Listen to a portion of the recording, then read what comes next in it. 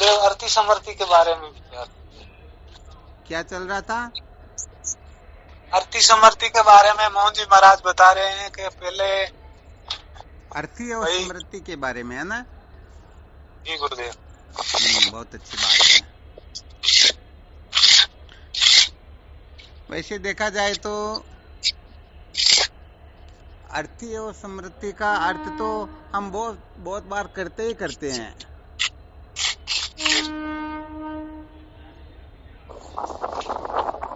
आवाज आ रही है? अरे स्वामी जी। अर्थी का अर्थ करते हैं चाहना और स्मृति का अर्थ करते हैं सामर्थ्य।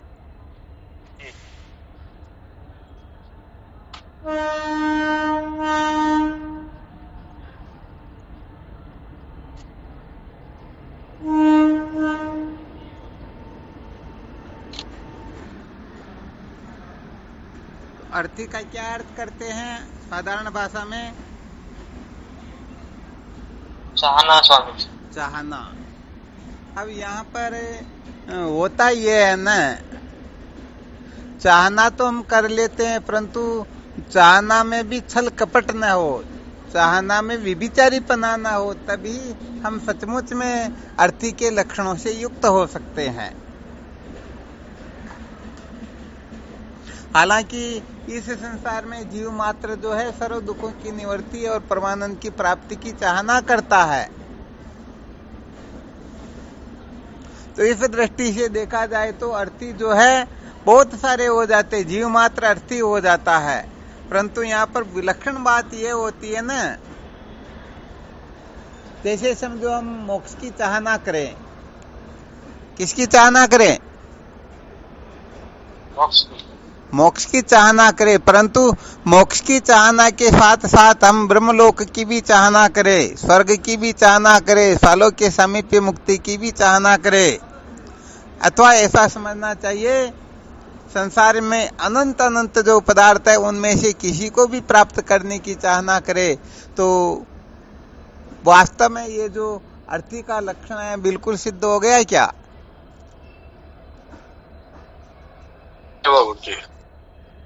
नहीं हुआ स्वामी जी। नहीं हुआ ना।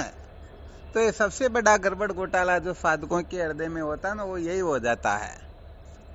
वो समझ लेते हैं कि हम तो अर्थी है, तो इस समय इस काम को पूरा कर लेंगे, दूसरे समय दूसरे काम को पूरा करेंगे। इस प्रकार से वो जीवन भर न तो उसको पूरा कर पाते हैं न उसको पूरा कर पाते हैं, क्योंकि वास्तव में देखा जाए तो संसार तो अपूर्ण है। इसको प्राप्त करके कोई पूर्ण कैसे हो सकता है? नहीं हो सकता ना। नहीं हो सकता स्वामी। तो यहाँ पर सबसे बड़ी विशेष बात समझने की ये होती है कि हम तुलना कर लेते हैं। किसकी तुलना कर लेते हैं? जैसे मोक्ष की चाहना की, फिर कुछ समय के बाद में और तुलनात्मक रूप से सुखी होने के लिए, दुखों से छूटने के लिए और कुछ चाहना कर लेंगे। तो जागने से लेकर के सोने तक हम अनेक प्रकार की जो चाहना करते हैं, कल्पना करते हैं, तो सचमुच में ये अपने को मोक्षार्थी, जो कहने का मतलब सबसे प्रमुख सूत्र है, उस सूत्र से अपने को भटका देते हैं। तो यहाँ पर सचमुच में मोक्षार्थी जो होता है ना, सचमुच में जो अर्थी होता है वही हो सकता है। जैसे हमें मोक्ष के बारे में चाहना करनी है, तो मोक्ष के सिवाय मुझे कुछ चाहिए ही नहीं। तो इस जगह पर जब तक ही का प्रयोग नहीं हो जाता है, भी का प्रयोग करते हैं, तब तक ये विचारी ही रहती हैं, तब तक वो सिद्धांत समझ में आने वाला होता नहीं है। तो देख लो यहाँ पर हमने बड़ा गड़बड़ घोटाला कर दिया या नहीं किया?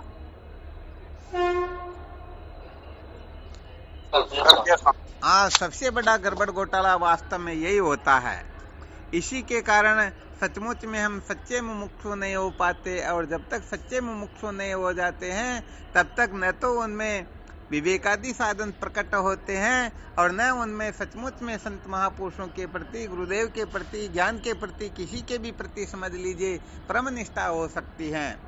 परम आस्था तभी ही होगी जब हम सचमुच में मोक्ष ही चाहेंगे अथवा मोक्ष के सिवाय कुछ चाहेंगे ही नहीं। तो समझो ये एक प्रकार से ब्रह्मास्त्र हो गया। एक प्रकाशे ऐसा विलक्षण सूत्र हो गया। यदि इस सूत्र को ठीक प्रकाशे कोई अपने जीवन में महत्व दे दे तो वो सच्चे अर्थ में सच्चा मुमुक्षु हो जाएगा।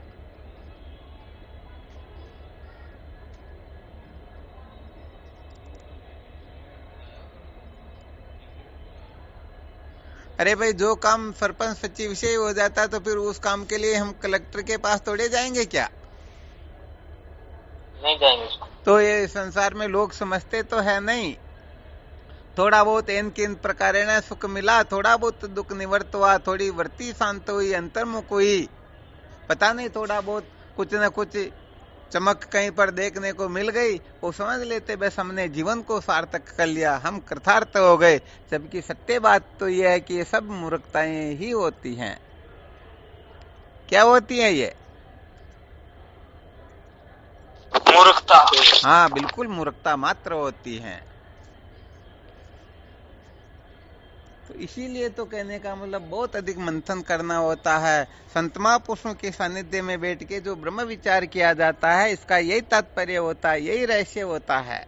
हम अपने मन से मुमुक्षु हो जाते हैं, कभी हम संसारी हो जाते हैं, कभी क्या हो जाते हैं, परंतु जब संत महापुरुषों के सानिध्य में बैठ करके बलि प्रकार से जब हम निर्णय लेंगे, पुमा वे तत् सुखम ना अल्पे मस्ति सुखम, आत्मा आनंद स्वरूप है, बाकी सब दुख स्वरूप है, तो इस प्रकार से जब ठीक प्रकार से निर्णय लेंगे ना, तभी सच्ची बात यह सच्चे अर्थ में हम अविद्या के बंधन से मुक्त होने के योग्य होंगे। उनके बागी हम तब ही हो पाएंगे। कोई संशय हो तो देख लो इस जगह पर। और बात समझ में नहीं आ रही, प्रवृत्ति नहीं हो रही, संसार के ओर से दिमाग हट नहीं रहा, सबसे ज्यादा चिंतन मनन प्रवृत्ति इसी ओर होती है, तो इसका मेन कारण यही होता है कि हमने सच्चे अर्थों में मुमुक्षुता को महत्व नहीं दिया है। सच्चे अर्थ में हम मुमुक्षु नहीं हैं, वरना संसार तो है कहां पर जिसको छोड़ना पड़े। ये न पकड़ में आता ही नहीं, क्या पकड़ेंगे इनको।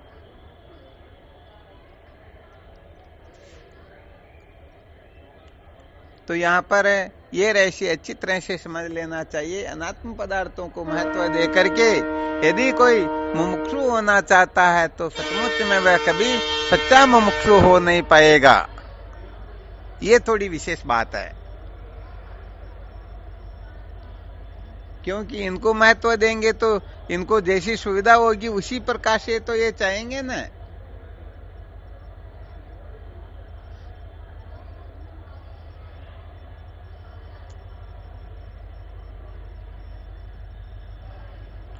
तो ये सारे के सारे गड़बड़ घोटाले जो होते हैं ये नासमझी से ही होते हैं।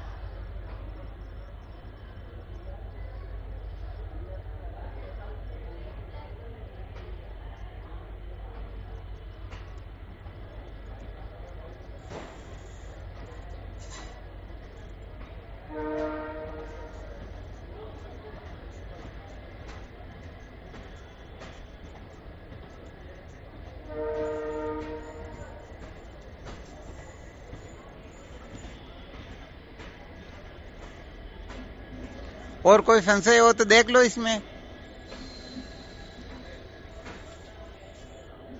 इसमें स्वामी जी संशय तो नहीं है। हाँ बिल्कुल, फिर भी कोई शंका हो तो देख लो। बात ये है कि ये ना समझी होती है, परंतु ये ना समझी तो अंतु जन्मों की बेटी ये निकलती नहीं है। हाँ चलो कोई बात नहीं, फिर भी कम से कम ये तो समझ लेना चाहिए कि सबसे श्रेष्ठ वस्तु जो है वह मोक्ष ही है। इस संसार विषय मोक्षते प्रे दूसरा कोई पदार्थ अधिक नहीं, किंतु मोक्ष ही सर्वते अधिक है। कहते मोक्ष को प्राप्त हुआ ये अधिकारी पुरुष पुनः जन्मनाधिक संसार को प्राप्त होता नहीं। ये वार्ता लोक विषय प्रसिद्ध है। पहले इसका चिंतन मनन किया ना, तो इतनी ऊंची समझ ना आए। कहने का मतलब मोक्ष के सिवाय सबका त्याग कर सके, इतनी सामर्थ्य ना आए तो कम से कम इतना तो कर सकते हैं ना, मोक्ष से श्रेष्ठ कुछ है ही नहीं। यदि हम ऐसा भी निश्चय कर लेंगे तो जिस समय मोक्ष प्राप्त करने का ऐसा कोई अवसर प्राप्त होगा तो हम बड़े से बड़ा संसार का काम क्यों ना हो उनका भी त्याग कर देंगे, उनको महत्व नहीं देंगे। जी तो यहाँ संकेत किया जाता है कि हम संसार के पता नहीं बिना मतलब के कचरों में पड़ करके भी हम सत्संग से थोड़ा भटक जाते हैं। तो ये बड़ी नासमझी की बात हो जाती है, ये गड़बड़ घोटाला हो जाता है। अपने में इतना पावर रहे कि हम किसी भी समय संसार का त्याग करना हो उसी समय तत्क्षण कर सके, तभी तो कुछ विशेषता होती है। वरना तो अभी मेरे को फुर्सत नहीं, थोड़ी देर बाद में ऐसा वैसा, तो समझो मैं तो किसको देकर बैठे हुए हैं,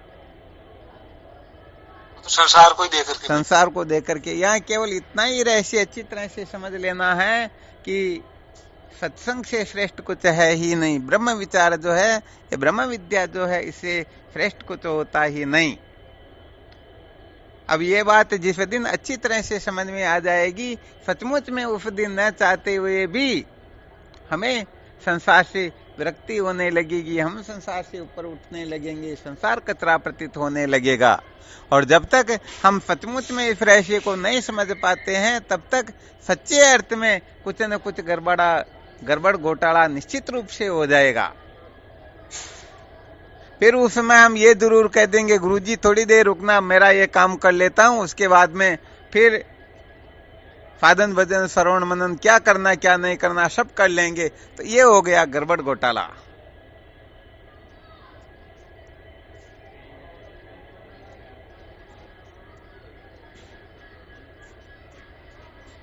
तो वैसे देखा जाए तो सत्य बात तो ये है कि यहाँ पर अनेक सूत्र निकलते हैं। जो सचमुच में सच्चे साधक होते हैं उनका जीवन बिल्कुल विलक्षण हो जाता है। वो फिर किसी के गुलाम नहीं होते हैं, वो विवेकवती बुद्धि से निर्णय लेकर के क्या करना क्या नहीं करना बस वही करेंगे, जो नहीं करना है वो नहीं करेंगे, ये निश्चित बात होती है। तो यदि हमारे में इस प्रकार की निष्ठा, इस प्रकार की निर्भयता, इस प्रकार की समझ जागृत हो रही है, तो समझो हम सचमुच में साधकों के लक्षणों में खरे उतर रहे हैं। और नहीं है तो विचार करके देखना, कोशिश करना कि हम सचमुच में इस जगह पर खरे उतरे। जी गुरुदेव। तो यहाँ बहुत मंथन करना होता है वास्तव में। हम क्या कि थोड़ी देर के लिए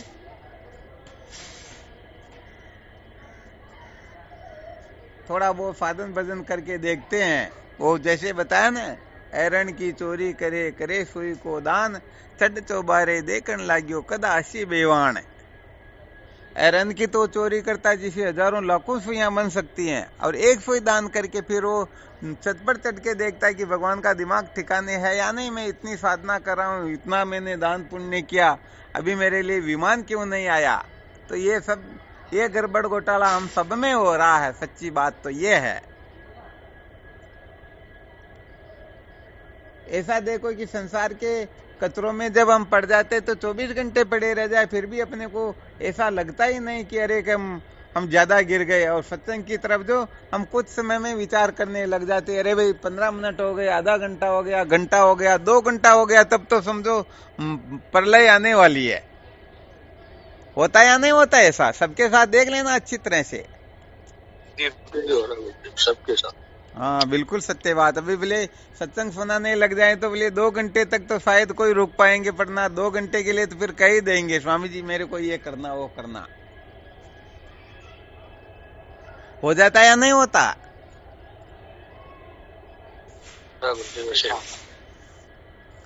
हाँ, तो सचमुच में श्रुति संत शास्त्र क्या कहना चाहते, क्या जतलाना बतलाना चाहते हैं, तो उसका पहले अच्छी तरह से निर्णय लो और फिर उसके अनुसार अपने जीवन को बनाओ। वैसी निष्ठा बनाओ, ऐसी निष्ठा बन जाए कि उस निष्ठा से अपने को कोई च्युत कर ही नहीं सके, इधर उधर कोई कर सके ही नहीं। अरे संसार के अंतर्गत चोरी अन्याय करने वाले भी कितने निर्भय होकर के करते, किसी से डरते ही नहीं है। डरते हैं क्या? तो अपन तो सत्य के मार्ग पर है ना, फिर डरने की क्या आवश्यकता। निश्चिंत होकर के साधन भजन करना चाहिए, विचार करना चाहिए, मंथन करना चाहिए और वास्तविकता को स्वीकार करना चाहिए।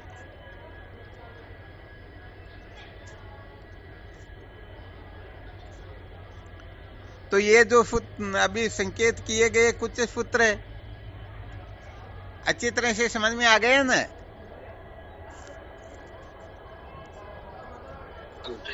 समझ में तो आ गया गुरुदेव। चलो, बहुत बहुत अच्छी बात है। ट्रेन भी 15 मिनट लेट हो गई, इसलिए चलो थोड़ा बहुत ठीक ही रहा, कुछ हो गया। अब तो आगे फिर भी देखते हैं, 10 मिनट तो रुकेगी अभी, तो 5-7 मिनट तो और चर्चा कर ही लेते हैं।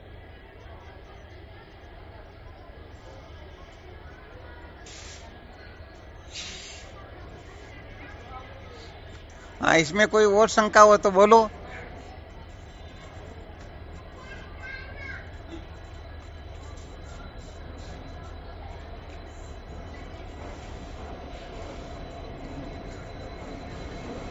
कोई शंका नहीं।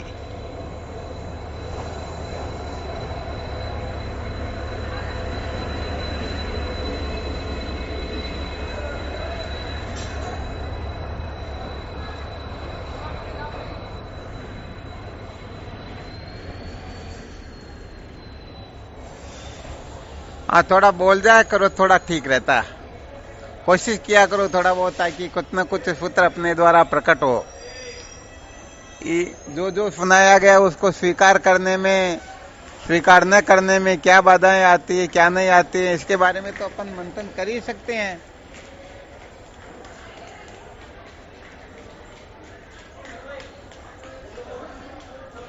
कर सकते हैं ना? ये तो कर सकते हैं साहब। हाँ बिल्कुल, तो इसके लिए मंथन किया करो। ये तो थोड़ी देर के लिए होता है, फिर ये इसको छोड़ना नहीं पड़ता, ये तो अपने आप छूट जाता है। हाँ, अपने आप छूट जाता। कुल मिलाकर के अपने को सच्चे अर्थ में मुमुक्षु होना, बस असली सूत्र यही है।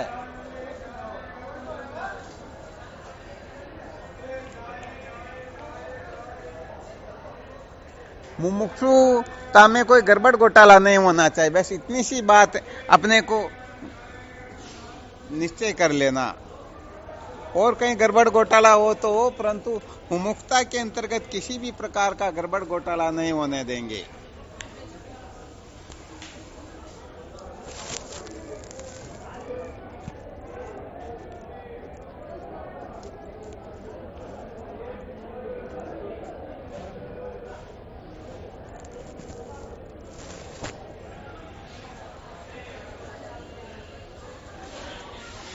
हाँ, वैसे देखा जाए तो ये सूत्र सच में बड़े विलक्षण हैं।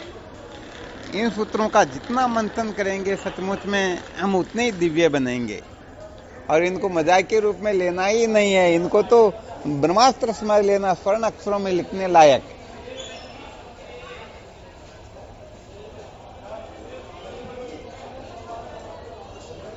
तो गुरुदेव सुंदरम लिखने के लिए हमारे लिए तो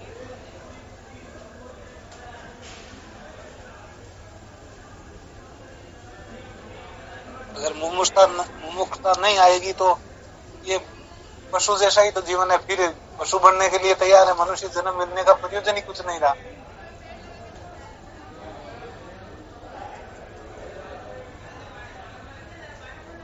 वैसे देखा जाए तो एक सूत्र और बता देते हैं,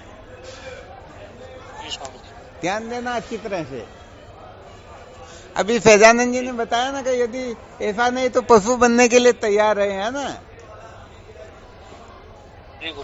तो यहाँ पर अपने को ऐसा समझना है कि पशु बनने के लिए तैयार नहीं रहना, बल्कि सचमुच में हम पशु ही हैं, यदि तत्व जिज्ञासा जागृत नहीं हुई तो।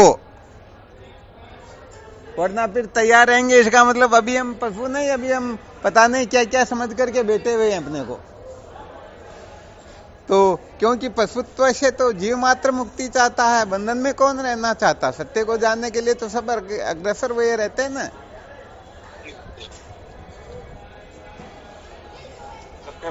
हाँ, तो सचमुच में हम सही अर्थ में पशुत्व से तभी मुक्ति प्राप्त कर सकेंगे जब हम सचमुच में इसको महत्व देंगे।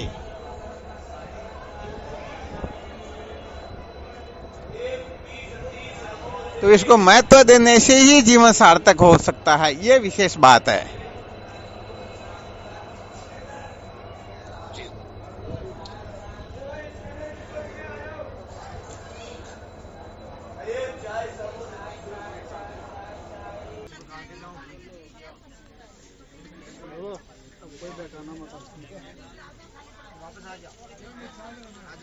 तो क्या विषय चल रहा था अपना?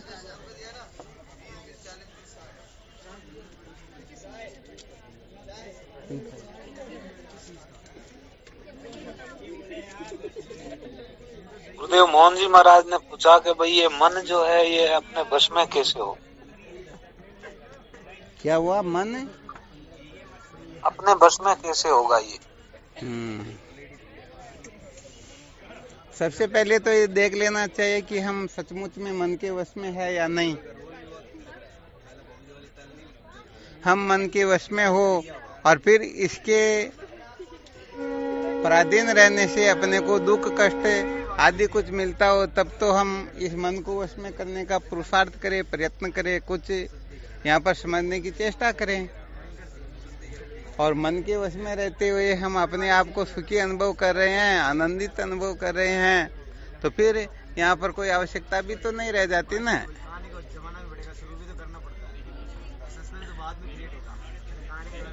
संकेत समझ में आ रहा ना? जी गुरुदेव आ रहा। हाँ, तो ये बात है। यदि इससे अपने को लगता हो कि नहीं हम मन के गुलाम न रह करके इस मन को हम हमारे हिसाब से चलाएंगे, तब तो कुछ न कुछ यहाँ पर विचार मंथन करना चाहिए। और अंत में अपने को नहीं, मन जैसा कहे वैसा ही अपने को करना है, तो फिर ये सारा मनोरंजन हो जाता। बस इतना सा गड़बड़ घोटाला साधकों की जीवन से नहीं निकलता। इसलिए जीवन पर पता नहीं क्या क्या साधन, जब तब तीर्थ वर्त पूजा पाठ और पता नहीं विवेकादि साधनों को धारण करने की, ब्रह्म विचार की सबकी करते हैं, परंतु अंत में यही हो जाता, बस मन जो कहेगा वही परम सत्य है, मन जो कहेगा वही किया जाएगा। यहाँ पर सचमुच में हम मन को मारना चाहते हैं या नहीं मारना चाहते, अर्थात मन का बात हमें स्वीकार्य है या नहीं है। जैसे किसी को कह दे तुम्हारे को राष्ट्रपति का पद दिया जाता है, परंतु राष्ट्रपति के पद पर बैठने से पहले एक क्षण पहले तुम्हारा सिर काट दिया जाएगा, तो क्या होगा? बोलो, कोई चाहेगा क्या? जैसे चपरासी को कह दे तुम्हें मास्टर का पद तो दिया जाता, परंतु मास्टर के पद देने से पहले तुम्हारा सिर काट दिया जाएगा, कोई चपरासी तैयार हो सकता है क्या? नहीं होगा। फिर तैयार नहीं होगा ना। अब तैयार हो जाए तब तो उनको पद मिल सकता है, और तैयार नहीं हो तब सचमुच में कुछ भी मिलने वाला है नहीं। हाथों बढ़ाने कोई तैयार हुए नहीं। क्या हुआ? इसमें तो मुश्किल है स्वामी जी तैयार होना। तैयार होना मुश्किल, जबकि सत्य बात यही कि उसका सिर कटेगा तभी वह मास्टर बन पाएगा। अच्छा बताओ, चपरासी बनने का त्याग किए बिना कोई मास्टर बन सकता है क्या? नहीं बन सकता। अरे तो उसका रिजाइन देना ही तो सिर कटना है, फिर चपरासी कहाँ रहेगा? वो नहीं रहेगा ना। चपरासी नहीं रहेगा स्वामी जी। परंतु हम इस बात को समझते ही नहीं है कि अरे हमारा मन मर जाएगा, मिट जाएगा, तो फिर हमारा क्या होगा, जबकि सचमुच में बात कुछ और होती है। इस नकली एम का सम्यक प्रकाशित त्याग के बिना सचमुच में कोई असली एम को समझ ही नहीं सकता। तो नकली एम का त्याग करने के लिए हम 24 घंटे अलर्ट रहें।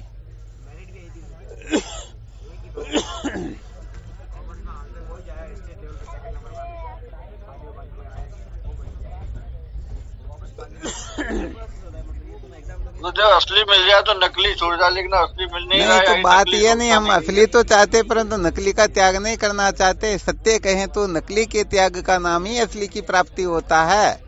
अब अपन तो चाहे पहले हमको तो बस असली मिल जाए, फिर नकली को त्यागेंगे, तो असली मिलने के बाद में नकली का औचित्य कहाँ पर है? अरे स्वप्न से जगने के पश्चात स्वप्न के पदार्थों का कुछ होता है क्या? स्वप्न की सृष्टि फिर प्रतीत होती है? नहीं होती। नहीं होती। तो मुख्य सूत्र ये है यहाँ पर, इस रहस्य को इस प्रकार से समझना होता है।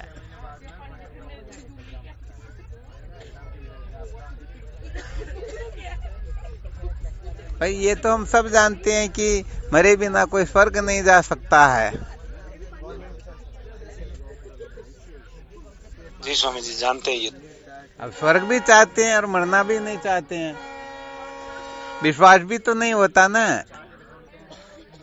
तो नहीं होगा, विश्वास नहीं होता, इसीलिए तो हम मन से, वाणी से, शरीर से, सम्यक प्रकाश से समर्पित नहीं हो पाते हैं कि नहीं नहीं पता नहीं क्या हो जाएगा, हम तो बर्बाद हो जाएंगे।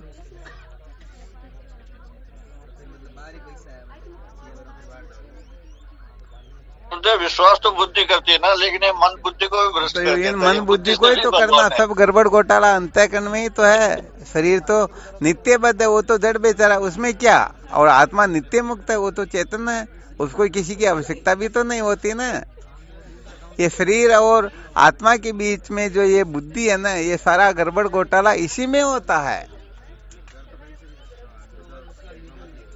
तो बुद्धि में परिवर्तन करना होता, बुद्धि के परिवर्तन का नाम ही ज्ञान होता है। अब जो परिवर्तन से डरे हैं, जैसे समझो वर्तमान में वैज्ञानिक लोग जुटे हुए हैं कि कोई मरे ही नहीं, बूढ़े ही न हो, तो कहने का मतलब जो पीढ़ियां बीत चुकी है न उनमें उनका दिमाग काम करता है, न और कुछ सर्जन कर सकते हैं, पता नहीं, वो एक तरह से किसी भी प्रकार से कुछ भी करने की सामर्थ्य नहीं रखते। परंतु नहीं नहीं, ऐसे तो मरने ही नहीं चाहिए। और जो नई पीढ़ी, आने वाली पीढ़ियां जन्म लेकर के पता नहीं क्या क्या विकास कर सकती, उनको तो रोका जाता है और बूढ़ों को मरने से बचाया जाता। बताओ सर्जन कैसे होगा, परिवर्तन कैसे होगा?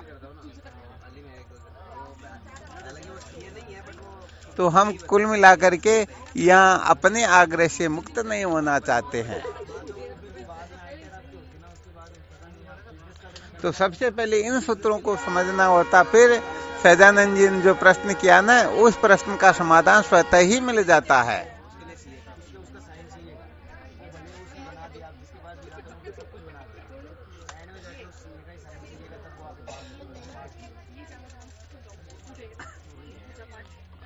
अब इसके लिए क्या होता है कि थोड़ा संग की भी आवश्यकता होती है। अब संघ के लिए अपने को टाइम मिले या न मिले, समझो जैसे 7 दिन के लिए छोड़ करके आते हैं तो 3 दिन तक तो गुरुजी के पास चले भी जाएंगे, फिर भी 3 दिन तक तो संसार का भूत दिमाग से निकलेगा ही नहीं। और चौथे दिन थोड़ा बहुत इस तरफ दिमाग लगेगा, तो 5वें दिन फिर वो 3 दिन शेष रहेंगे जाने के, घर का फिर चिंतन चल जाएगा। घर चलते ऐसा करेंगे वैसा करेंगे, उसको मारेंगे, उनको धक्का लगाएंगे, पता नहीं करोड़ कल्पना करते बेचारे। अब वो सत्संग का रहस्य कैसे समझ में आए? इसलिए ये अपने मन में अनेक प्रकार की जो कल्पनाएं होती हैं, मन बुद्धि की कल्पनाओं की कोई विशेषता नहीं होती, इनका कोई औचित्य नहीं होता। इनको महत्व दे करके ही हम जन्मरणाधिक संसार में भटकते रहते हैं। इसलिए जब तक इनसे अपन डरते हैं कि नहीं ऐसा होना वैसा होना, ये ठीक नहीं है, तब तक वह एक नंबर के संसारी ही है। मन बुद्धि को यदि संसार को पुष्ट करने के लिए महत्व देते हैं तो समझो पतन की ओर जा रहे हैं। और इस मन बुद्धि का सदुपयोग करके, मन बुद्धि से रजोगुण तमोगुण निकाल करके उत्थान की ओर जा रहे हैं, आत्म साक्षात्कार की ओर प्रवृत्त हो रहे हैं। तो समझ लेना चाहिए सचमुच में हम आ रहा है समझ में। तो ये सारा का सारा गड़बड़ घोटाला जो संकेत किया गया बस यहीं पर होता है।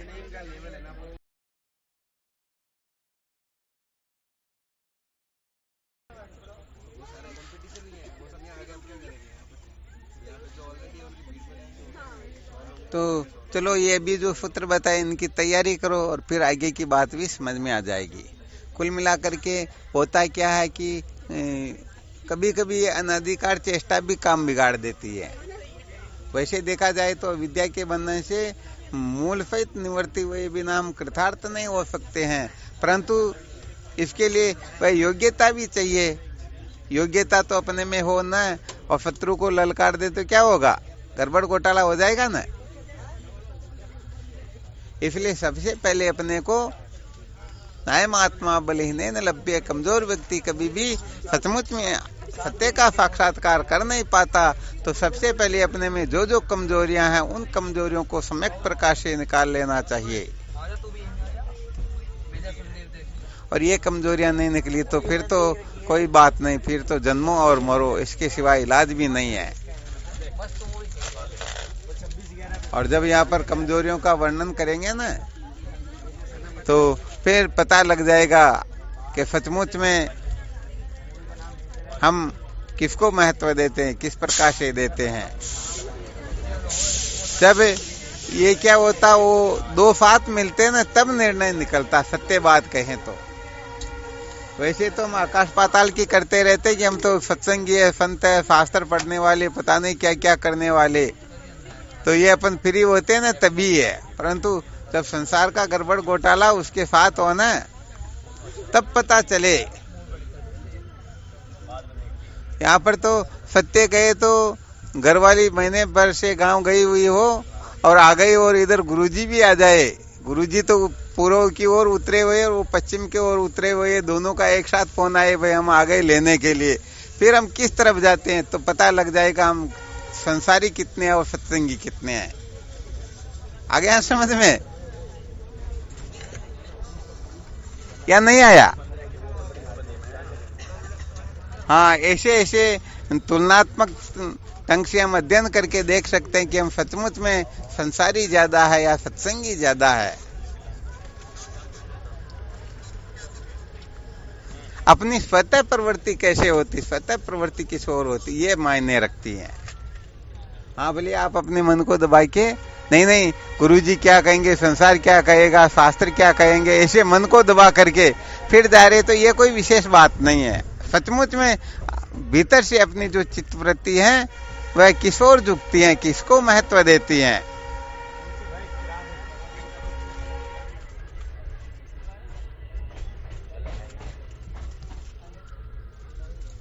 तो कहने का मतलब संसार के व्यक्ति पद प्रतिष्ठा पता नहीं क्या क्या वो मिलते ही समझो सांस सूंघ गया सत्संग की तरफ से, हो गया ना गड़बड़ घोटाला।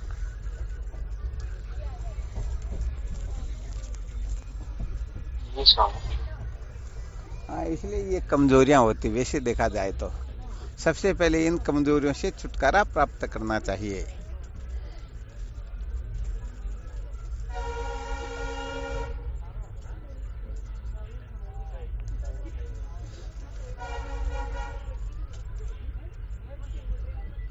तो हालांकि सब साधक शूरवीर ऐसी बात नहीं है, परंतु फिर भी कभी कभी थोड़ा बहुत देख लेना चाहिए, करना तो चाहिए कि हम सचमुच में हाँ कितने खतरनाक है।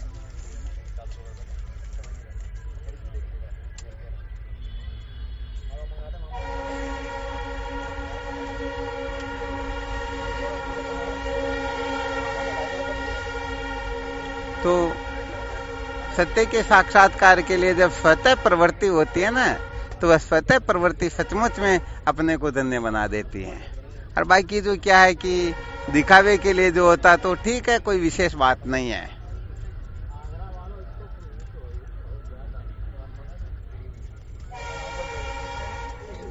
इसलिए सचमुच में सच्ची ब्रह्म जिज्ञासा जागृत होना ये अनंत जन्मों के पुण्यों का फल होता है। अनेक जन्म भजनात स्विचारम चिकीर्षति। तो ये अनंत जन्मों के पुण्यों का जो फल जिसे ब्रह्म जिज्ञासा जागृत होती है तो हमें सदा सर्वदा सावधान रहना चाहिए, ब्रह्म जिज्ञासा में किसी प्रकार की बाधा आए ही नहीं। अब देखो, सबको पता है कि संडे को भी 12:30 बजे से 1:30 बजे तक सत्संग होती है, परंतु अब साधक अलर्ट कहाँ पर है, सावधान कहाँ पर है।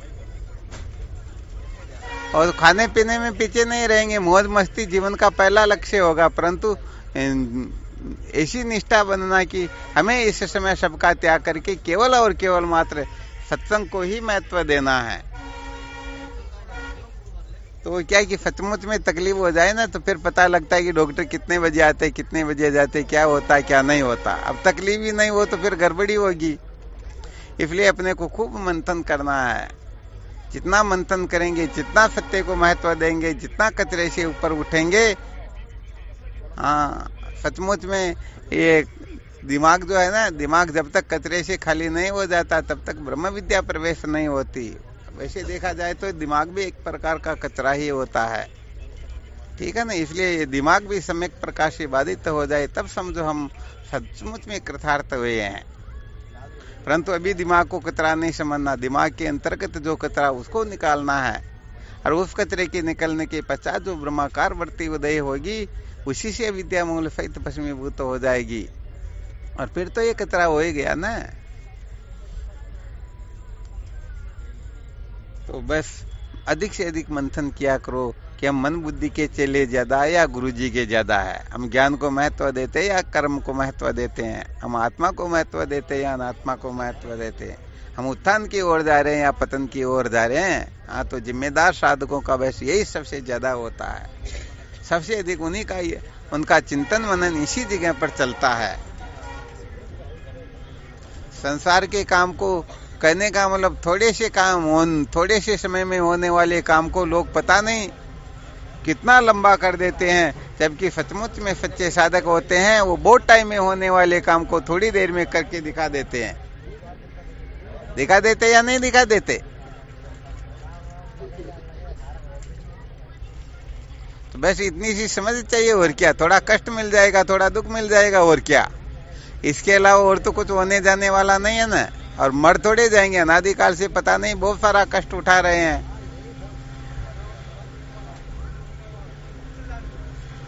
तो अपनी जो वृत्ति है वो कहने का मतलब आत्मचिंतन की ही अधिक होनी चाहिए। अनात्म पदार्थों को महत्व देने से गड़बड़ घोटाला होता है।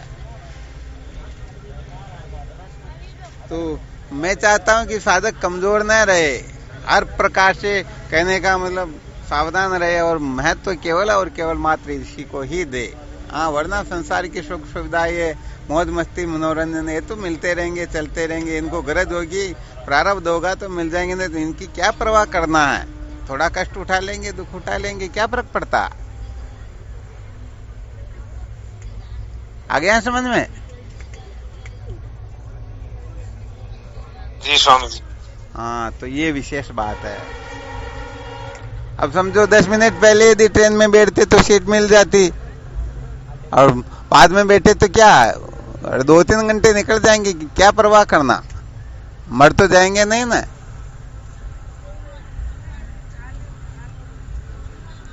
इसलिए साधकों को संसार की ओर से जल्दी निवृत्त होने की चेष्टा करनी चाहिए। ऐसा नहीं कि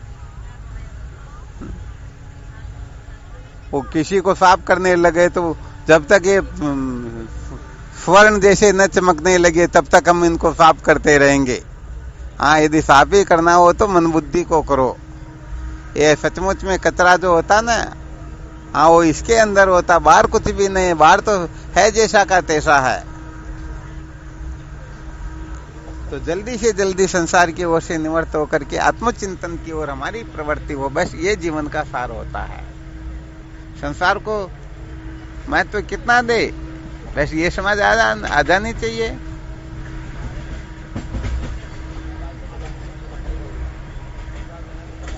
तो वैसे देखा जाए तो 50% संसार की ओर चित्तवर्ती हो तो समझना चाहिए अभी हम आधे पहुंचे हैं, अधूरे जिज्ञासु अभी तो।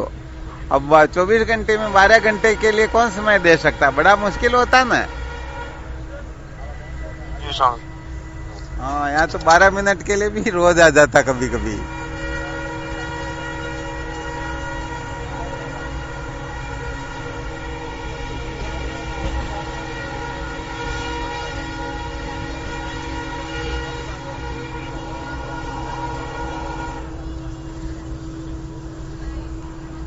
वहाँ चलो ठीक, फिर शाम की क्लास में चिंतन करेंगे, ठीक है ना। हाँ, सारे साधक जुड़ भी नहीं पाए अभी, तो शाम को देखेंगे, ठीक है ना। शिवोहम।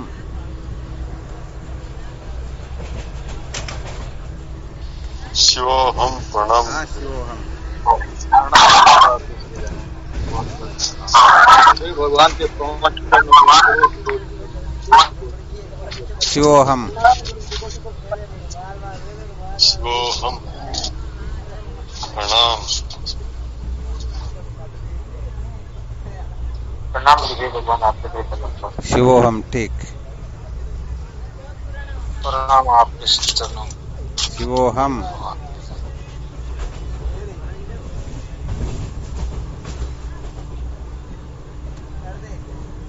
कोटि प्रणाम स्वामी। परम